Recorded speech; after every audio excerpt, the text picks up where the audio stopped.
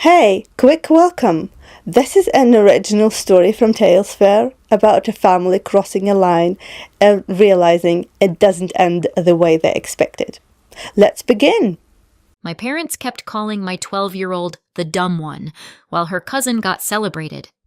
At their anniversary, they announced that the cousin would inherit everything, the house and the $280,000 family trust fund. I didn't cry.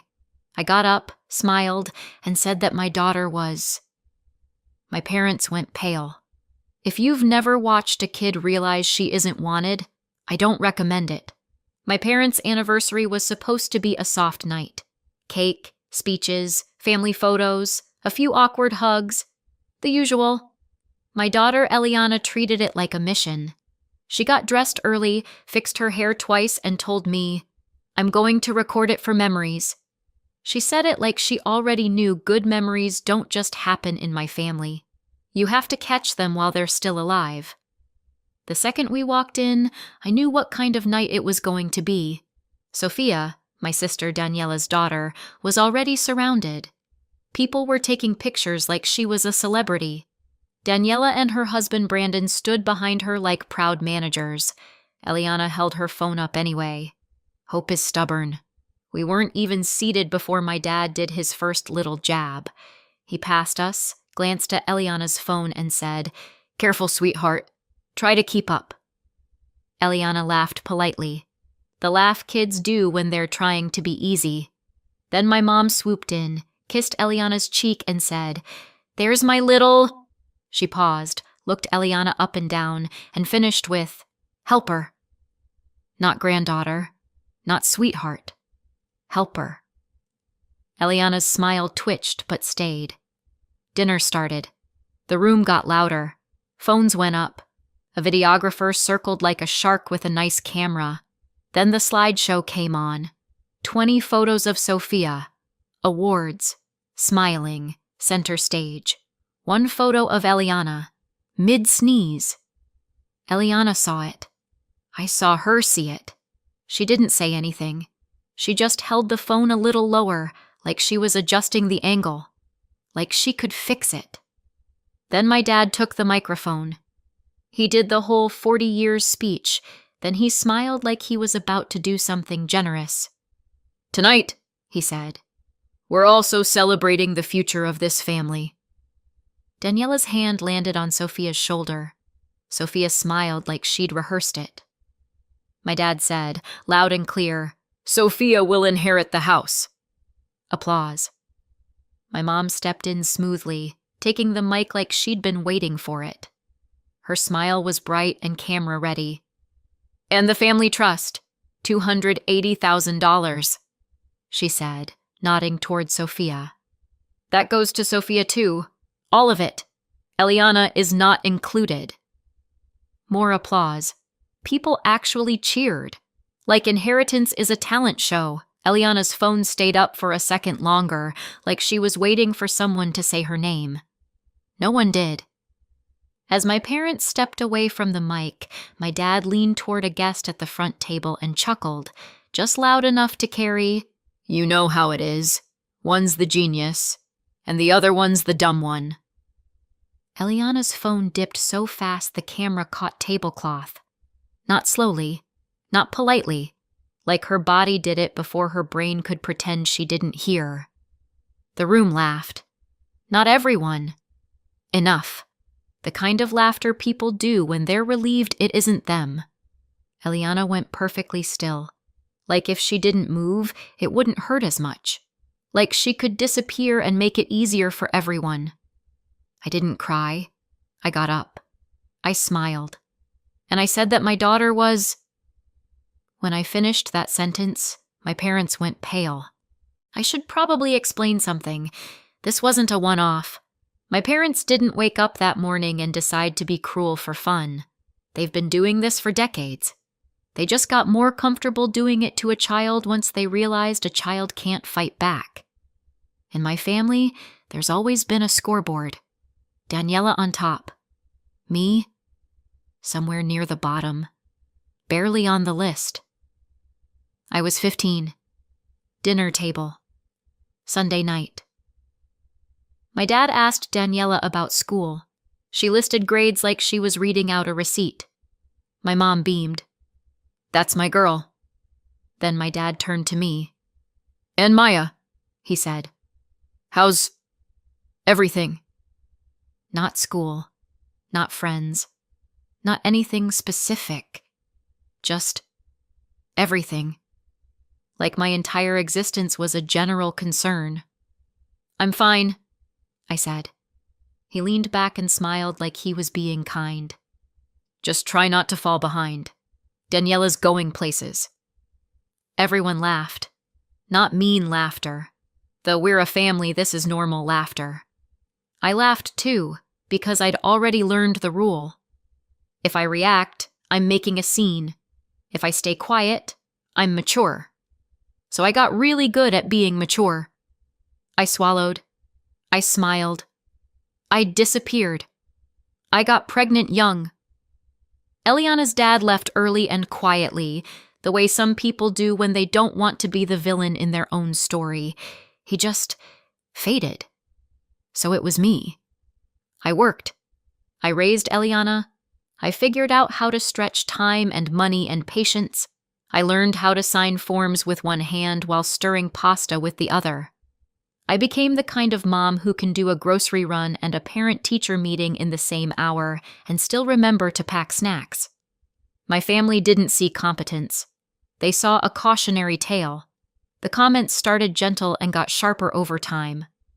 "Well, if you'd waited, kids need 2 parents. That's why she's behind. It's different when you have structure." And Daniela would sit there with Brandon and Sophia, nodding like she understood empathy while benefiting from every comparison. Then Eliana started struggling with reading. Not, she hates homework struggling. Real struggling. The kind that makes a child's confidence shrink by the day. She would stare at pages like the words were shifting. She'd lose her place, then get mad at herself like it was a moral failure. She'd read a word correctly once, and then trip over it the next time, like her brain was playing tricks. One night she slammed her book shut and whispered, "Why can't my brain just work?" That sentence stays with you, so I got her evaluated. Dyslexia. Not rare, not shameful, not a death sentence. Just a different brain doing its thing in a world that likes everything neat and linear. Eliana is smart, sharp, funny. She remembers details from a conversation I had 3 weeks ago that I forgot 3 minutes after it ended. She connects patterns. She's creative in ways that make adults blink. She just doesn't process letters the way my parents think smart looks. My parents didn't respond with curiosity. They responded with judgment dressed up as concern. "Oh," my mom would say, "that's hard." Last year at a holiday gathering, Eliana tried to read a card out loud, slowly, carefully, because she was trying. Someone laughed, loudly. "Honey, take your time. We'll be old by the time you finish." A few people chuckled. Sophia snatched the card. "I can do it," she said, bright and confident. The room clapped like Sophia had just rescued everyone from a burning building. I looked at my parents, waiting, hoping. Maybe this time they'd say something. My mom smiled and said, "See? That's what confidence looks like." Eliana didn't cry until we got in the car. Halfway home, she asked, quietly, "Mom, am I stupid?" I pulled over so fast I almost made the seatbelt lock. I turned to her and said, "No, you're not stupid. You're different. Different isn't bad." That's when something changed in me. It's one thing to tolerate cruelty aimed at me. I've had practice swallowing it. It's another thing to watch it land on my child and call it love. Grandma Elena saw it. She always saw more than anyone wanted her to. She was my mom's mother, but she didn't move like my mom. She didn't perform kindness. She was kind. There's a difference. In the last months before she died, I visited her more often. Eliana liked my grandma because Grandma didn't talk to her like she was fragile. Grandma talked to her like she was a person. One afternoon, Eliana was trying to read one of Grandma's recipe cards. She stumbled on a word and her face tightened, bracing for disappointment. Grandma covered the card with her hand and said, "Pause." Eliana looked up. "Do you know what smart people do?" Grandma asked. Eliana shrugged. "They ask for what they need," Grandma said. "And they don't apologize for it." Then she read the card with her, slowly, calmly. No sighs, no jokes, no comparisons. When Eliana left the room, Grandma looked at me and said, "They're doing it again." I didn't ask what she meant. I knew. "They did it to you," she said, "and now they're doing it to her." I tried to laugh it off, because that's what I do when I don't want to cry. Grandma didn't laugh. She leaned forward. "Promise me something." "What?" "If they ever humiliate that girl publicly, if they try to cut her out like she doesn't matter, you don't sit there and take it." I blinked. "Grandma, promise me." I promised. A week later, I visited Grandma again. She looked tired, but her eyes were sharp. She gestured to a stack of documents on her side table. "I won't pretend I knew what they were. My family's idea of bonding is not explaining paperwork." But Grandma tapped the stack and said quietly, "I'm putting protections in place." "For what?" I asked. "For your daughter," she said. "And for you." Then she added, almost like an afterthought, "Because your mother likes to pretend she doesn't know what's happening, and your father likes to pretend cruelty is honesty." I swallowed. "They'll be furious." Grandma's mouth twitched. "Let them." 8 months ago, Grandma died. My family grieved loudly, posted tributes, talked about how close we all were, which is always fascinating to hear from people who forget my child's birthday but remember Sophia's award schedule. A few weeks after the funeral, there was a knock at my door. It was evening. Eliana was in the living room watching cartoons. I opened the door and saw a man in a coat holding a leather folder. "Ms. Maya Friedman," he started. "Yes?" "I'm Mr. Caldwell," he said. "I represented your grandmother." My stomach dropped. My first thought was debt, or a mistake, or some adult mess that would land in my lap because that's how life works. Mr. Caldwell's eyes flicked past me toward the living room, where Eliana laughed at something on screen. He lowered his voice. "May I come in for a moment?" I let him in. He didn't sit right away. He stood at my kitchen counter like he didn't want to take up space in my life, like he understood that walking into someone's home with paperwork is invasive even when it's necessary. He opened the folder and slid a sealed packet toward me. "Your grandmother left this for you," he said. "And she was specific about why." I stared at the packet. It looked official. The kind of thing people assume only rich families have. Spoiler, rich families don't have fewer feelings. They just have better stationery. "What is it?" I asked. "It's a recent amendment," he said. "Signed shortly before your grandmother passed." My throat went dry. "Why would she—" "Because she was aware of what was happening," he said simply. I didn't ask what he meant. We both knew. Mr. Caldwell tapped the packet gently. "Your grandmother's trust owns the deed to the house and holds the funds. Your parents benefit from it. They don't control it the way they like to act like they do." That sentence settled something in me, a piece of the puzzle that had always felt off. My parents always spoke about the house like it was a crown, like they could hand it to Sophia at a microphone. Mr. Caldwell continued, "This amendment only matters if they ever try to cut your daughter out in a way that can't be denied. Something documented, an email, a written statement, a recorded announcement." I stared at him. Why that kind of trigger? He didn't smile, but something in his eyes softened. Because your parents are careful. They say things just softly enough to rewrite them later. Your grandmother didn't want this turning into a he said, she said. He pushed the packet toward me. You're not meant to threaten them with this. You don't wave it around. You keep it safe. I swallowed. And if they do it? Mr. Caldwell's voice dropped slightly. Then the trust does what your grandmother designed it to do. He didn't explain every detail. He didn't need to. He gave me the instruction and the tool. Then he left. I stood in my kitchen holding the packet like it was both a shield and a grenade. I didn't want to use it. I didn't want to be the kind of person who brings paperwork to a family event. But when the anniversary invitation arrived with celebrating our legacy in glittering script, my stomach did that slow sink. So I put the folder in my bag, just in case. And then we walked into that room full of cameras, and my parents did it out loud. When I stood up at that dinner, I didn't feel brave.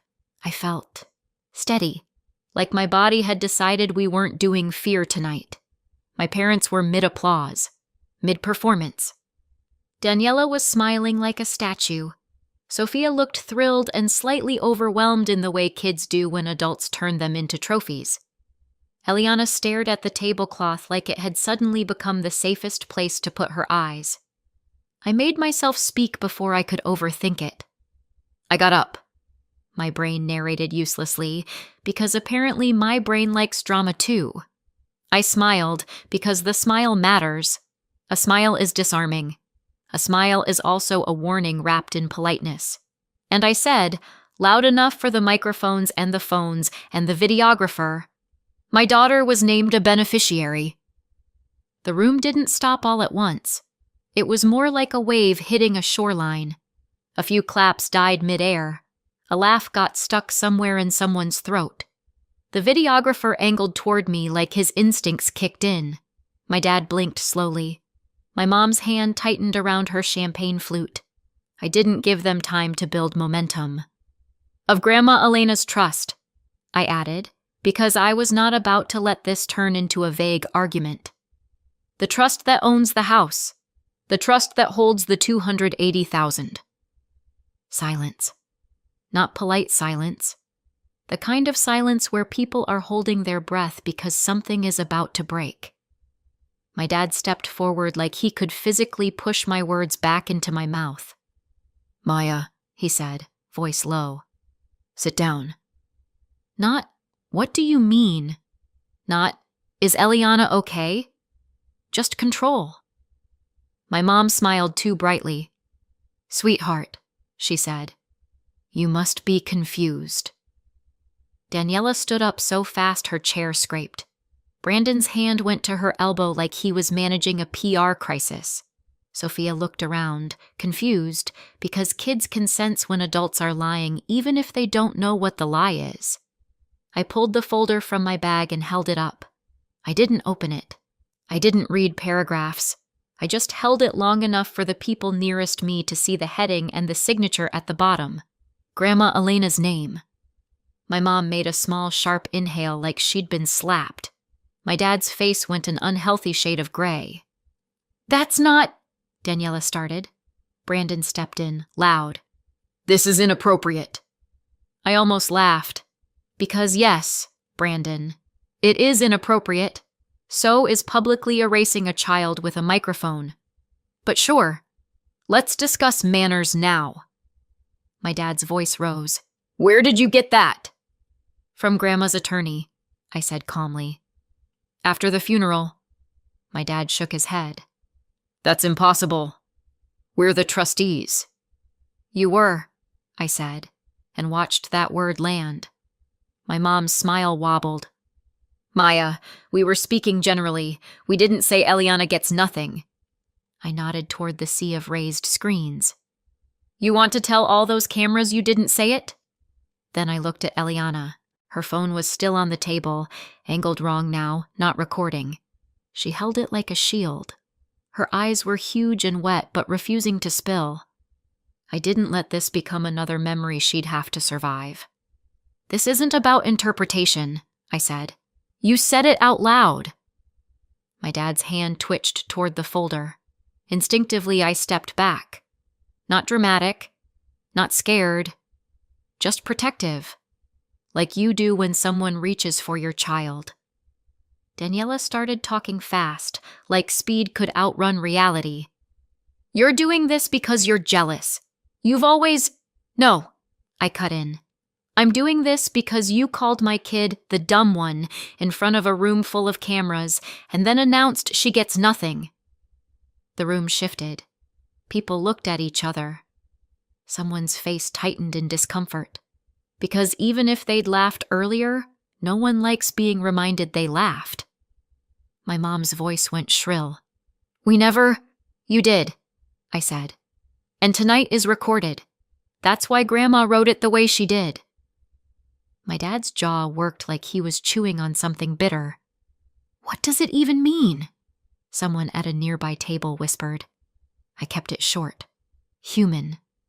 Clear. It means, I said, you don't get to cut Eliana out and keep living off Grandma's trust like it's your personal trophy shelf. I saw my dad's nostrils flare. He leaned forward. You're humiliating us. I tilted my head. Yes, I said quietly. Funny how it only counts as humiliation when it happens to you. My mom's eyes flashed. You're ruining our anniversary. I glanced at Eliana, then back at them. You ruined a 12-year-old, I said. I'm just refusing to participate. I didn't stay to argue the details. I didn't stay to be baited.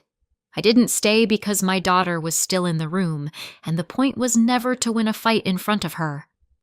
I turned to Eliana, held out my hand, and said, Let's go home.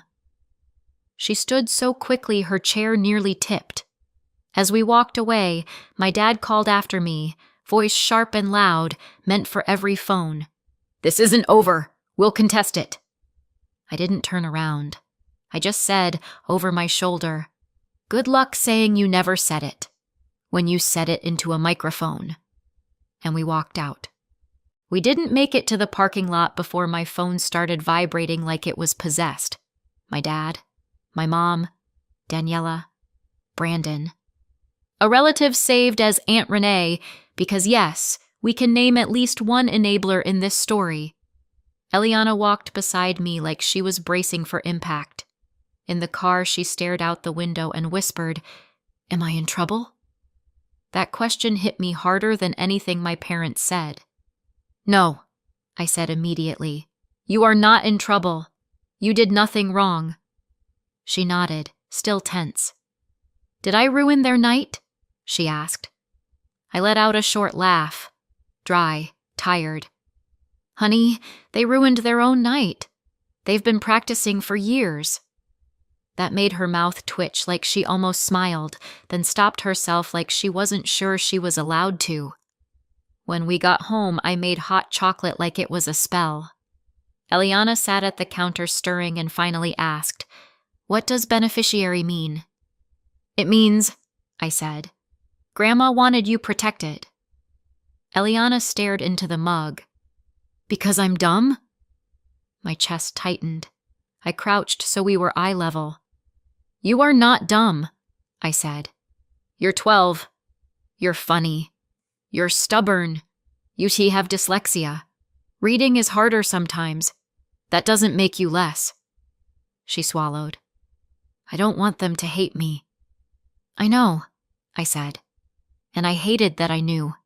When Eliana finally fell asleep, I sat at my kitchen table, pulled up the clip from the anniversary, and emailed it to Mr. Caldwell. No speech, no explanation, just the video. At 6:12 a.m. the next morning, my email pinged. Subject line, Confirmation of notice receipt. Elena Family Trust. That's the kind of email that makes your stomach drop even when you asked for it.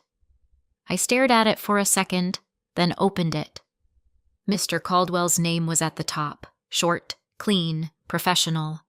He confirmed he had received my message and the attached video clip from the anniversary, my dad's toast, my mom's laugh, the words, That goes to Sophia too, all of it, floating in a room full of applause. then one sentence that made my hands start shaking. The triggering event occurred on record. The administrative steps will begin today. Administrative steps. 2 words that sound boring until they're aimed like a weapon. At 7:03 a.m. My phone rang. My dad. I didn't answer. He called again. And again. Then a voicemail. His voice was calm at first, which is always when he's the most dangerous. "Maya," he said, "I need you to stop whatever you think you're doing. This is a misunderstanding." Then his calm snapped. "If you don't fix this, you will regret it." I saved the voicemail. Not because I'm petty, because I'm a single mom and single moms don't survive without receipts. At 8:20 a.m., Daniela texted, a long paragraph that began with, "I can't believe you would do this to Mom and Dad." I stared at it and felt something in my brain go quiet. Not numb, just done. I typed back one sentence. "You watched them do it to my child." Then I put my phone face down. Because here's what I've learned. Arguing with people who don't want truth is like trying to teach a cat algebra. It's not happening, and you'll just end up scratched. They didn't wait long to escalate. That afternoon, Eliana's school called. "Hi," the receptionist said, cheerful, unaware she was delivering a grenade. "We just wanted to confirm Eliana's grandmother and grandfather are here to pick her up." My lungs went cold.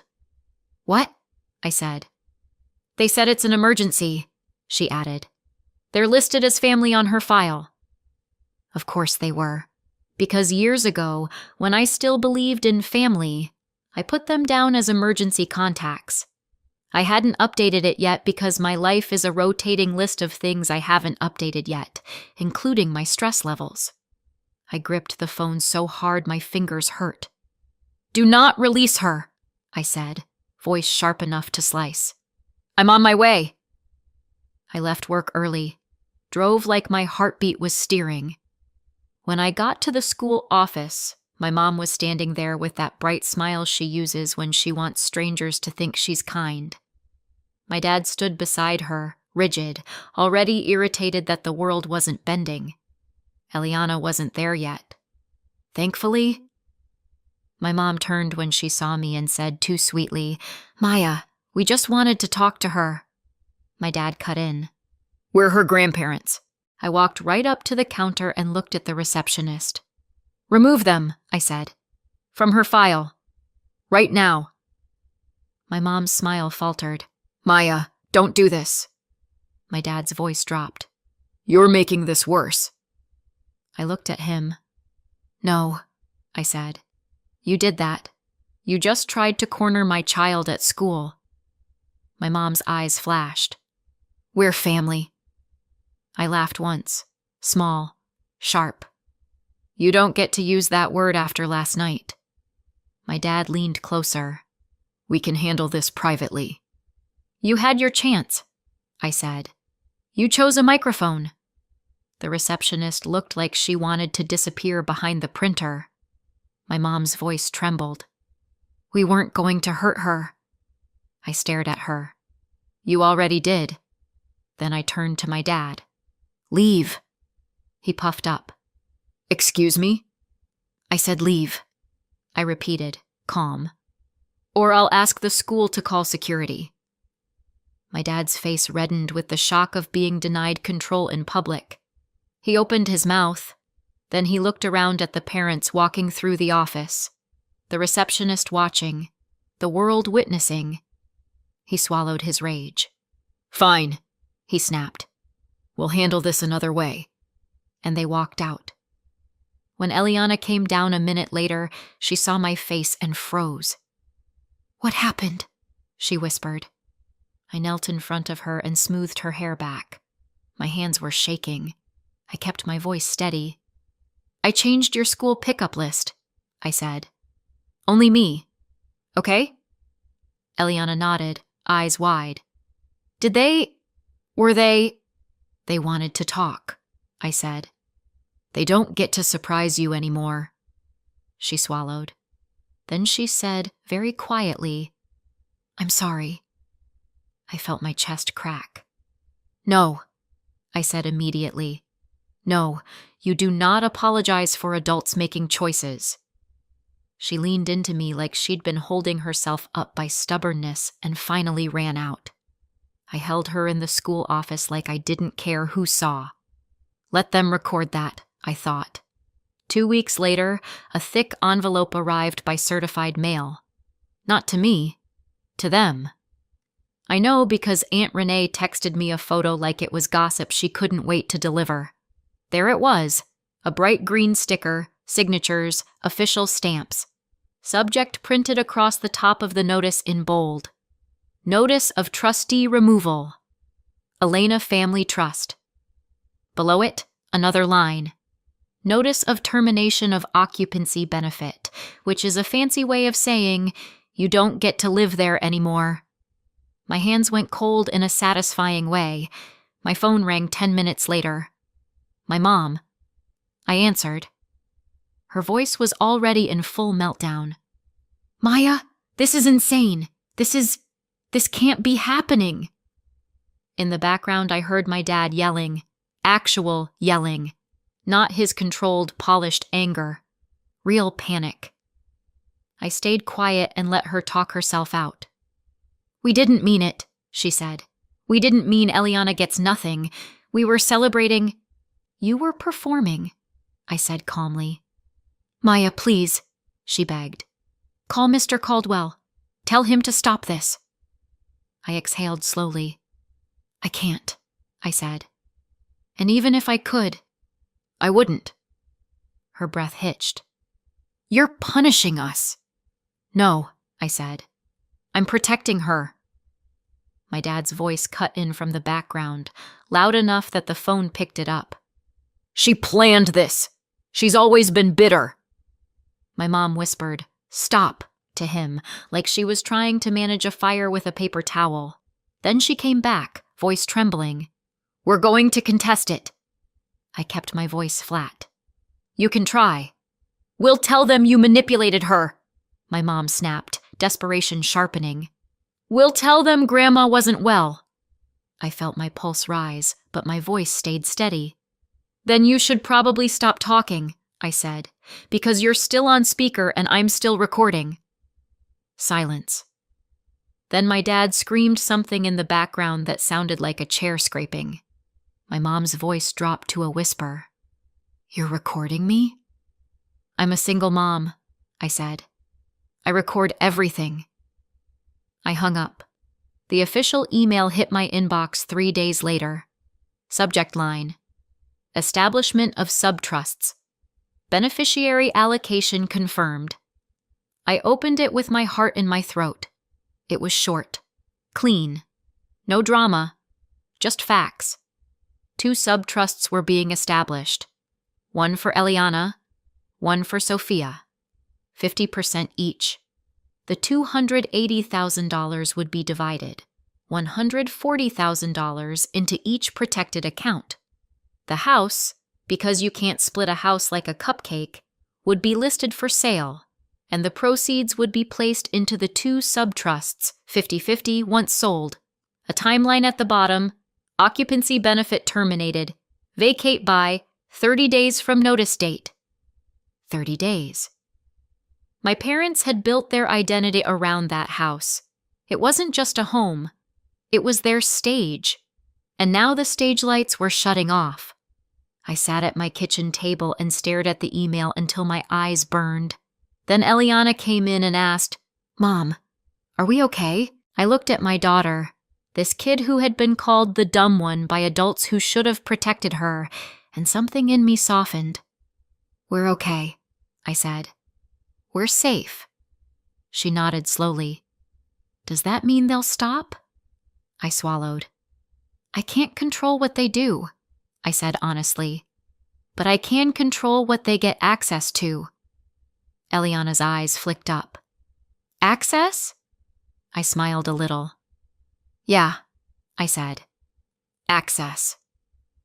That night I emailed the school again, updated every contact, updated every permission list, updated everything I should have updated earlier. Then I sent one text to my mom and dad. One sentence. You don't contact Eliana without me. Ever. My dad replied immediately, You can't keep her from us. I stared at the screen and typed back, Watch me. I later learned the video didn't just circulate. It detonated. Not because I posted it. I didn't. I had a kid to tuck in and a school pickup list to rewrite. But family group chats don't need my help. They're basically wildfire with thumbs. Aunt Renee, yes, the same one who laughed, forwarded the clip like it was a breaking news alert. Someone else added captions. Someone else zoomed in on my mom's face when she said, Eliana is not included. Within 24 hours, half the family had seen it, and the other half was pretending they hadn't, while still forming very loud opinions about it. My parents tried the usual cleanup routine. It was taken out of context. It was a joke. We never said that. They even tried, Mom was just emotional, like that made the words disappear. It didn't work, because this time, their words weren't floating in the air. They were sitting in everyone's camera roll. The house sold 3 months later. It went for $1.2 million. Not a penny of it went to my parents. Not a, we'll set aside a little for you. Not a temporary stipend. Nothing. The sale proceeds went straight into the 2 sub-trusts, exactly like the notice said, 50-50. So after closing costs and fees, the trust deposited the split into the protected accounts, Eliana's share and Sophia's share, and my parents were officially, permanently, completely cut off. They lost the house. They lost trustee control. They lost the lifestyle cushion. They lost the ability to dangle inheritance like a leash. And the best part? They lost it because they couldn't resist humiliating a child into a microphone. My dad called me the day the sale finalized. His voice was calm in that scary way, like he was trying to pretend he still had leverage. We need help, he said. Not, I'm sorry. Not, I was wrong. Just, we need. I said, You should ask Daniela. Click. Because yes, my parents went straight to Daniela. They expected their favorite to rescue them. Daniela didn't. She protected Sophia's half like it was Fort Knox and told my parents, very plainly, that she wasn't giving them a cent. She blamed them for triggering the clause in the first place, and then she went right back to her life, which was deeply on brand. My parents spent years teaching her that legacy is a prize and love comes with conditions.